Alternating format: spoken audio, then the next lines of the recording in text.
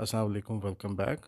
और बहुत टाइम से मेरे माइंड में था कि मैं अपनी बुक कलेक्शन के बारे में भी एक वीडियो बनाऊंगा, जैसा कि मैंने आपको लास्ट टाइम भी ज़िक्र किया था। लेकिन बस टाइम ना होने की वजह से मैं कुछ कर नहीं पा रहा था। लेकिन मैंने आज सोचा कि एक जो मेरी लेटेस्ट एडिशन है मेरी कलेक्शन में, उसके बारे में मैं थोड़ा सा डिस्कस भी करूंगा और उसमें से आपको कुछ पढ़ के भी सुनाऊंगा।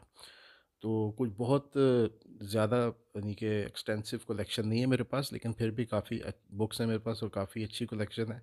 उसके बारे में भी एक सेपरेट वीडियो बनाऊंगा। आज स्टार्ट में as a book series, my book collection series के मुताबिक है, कुछ भी कह लें इसको, फर्स्ट वीडियो है ये। और जो मेरी लेटेस्ट एडिशन है उसके बारे में मैं आपको बताऊंगा, जो मैंने लास्ट टाइम बुक शेल्फ में भी आपको दिखाया था, और उसका नाम है ब्रैम स्टोकर ड्रैकुला।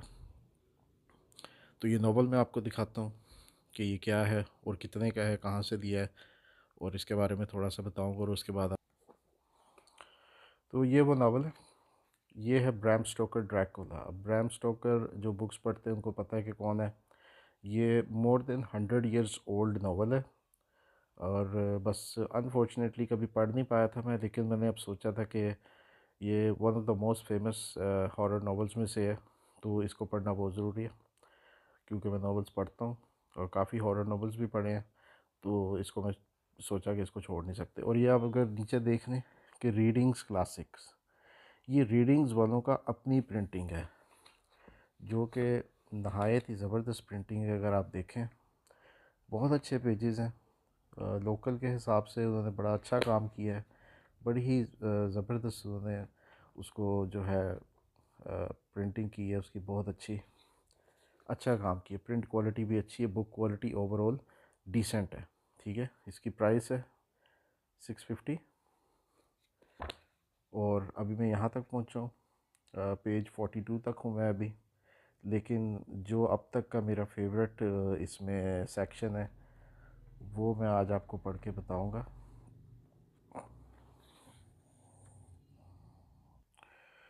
तो ये सेक्शन है, यहाँ पे ये 14 नंबर पेज है। ठीक है, अगर आप वहाँ पे जाते हैं रीडिंग्स पर गुलबर्ग में, तो आप वहाँ पे देख सकते हैं। और ये इसका थर्ड पैराग्राफ है, यहाँ से वो स्टार्ट होता है। ये वो मोमेंट है जहाँ पे जो जॉनथन हार्कर है वो कैसल में आ जाता है काउंट ड्रैकुला के, और ये इसका इंट्रोडक्शन होता है वहाँ पे। जो आपने मूवीज़, टीवी शोज़, जो भी अगर आपने ड्रैकुला से related movies, original Bram Stoker Dracula से रिलेटेड अगर कंटेंट देखा हुआ, तो उसमें ये सीन बहुत फेमस है। और जो बुक लवर्स हैं और जो मतलब हॉरर नॉवेल्स पसंद करते हैं, अगर हॉरर नॉवेल्स नहीं भी पसंद, अगर आप इंग्लिश नॉवेल्स पढ़ते हैं, तो ये एक मस्ट रीड नॉवल है। ये बहुत ही वेल रिटन नॉवल है। I am really surprise actually कि ये 130 साल ऑलमोस्ट होने वाले हैं इस नॉवल को, और ये जितना अच्छा लिखा हुआ है, ये बहुत ही एक आसान लैंग्वेज में और बड़े ही अच्छे तरीके से इसको लिखा गया है। और मेरा ख़्याल है कि जो न्यू रीडर्स हैं, अगर वो स्टार्ट भी करना चाहते हैं रीडिंग, तो ड्रैकुला से स्टार्ट कर सकते हैं। ये एक अच्छा वेल रिटन नावल है, इसकी लेंथ भी ज़्यादा नहीं है।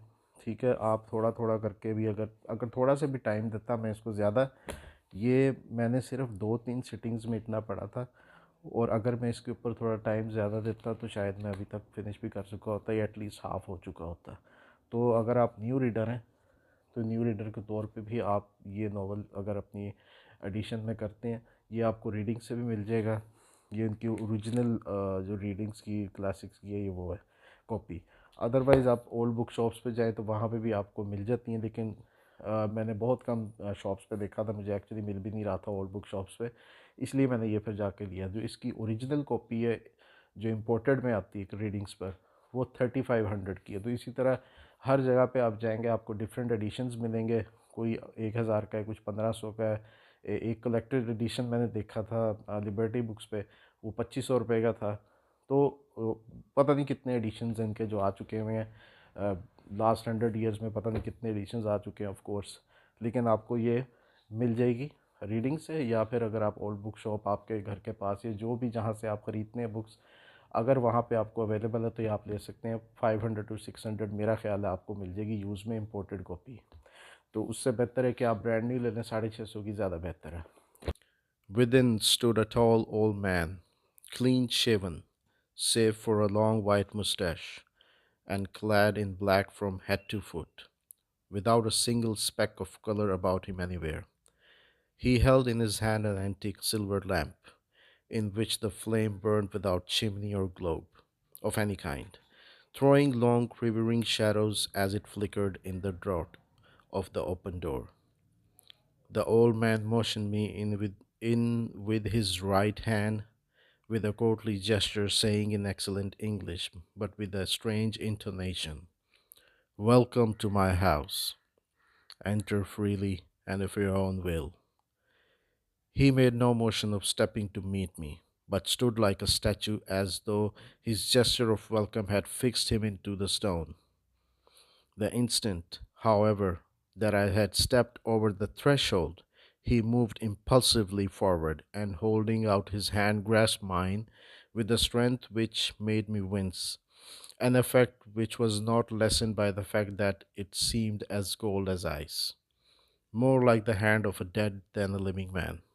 Again he said, "Welcome to my house.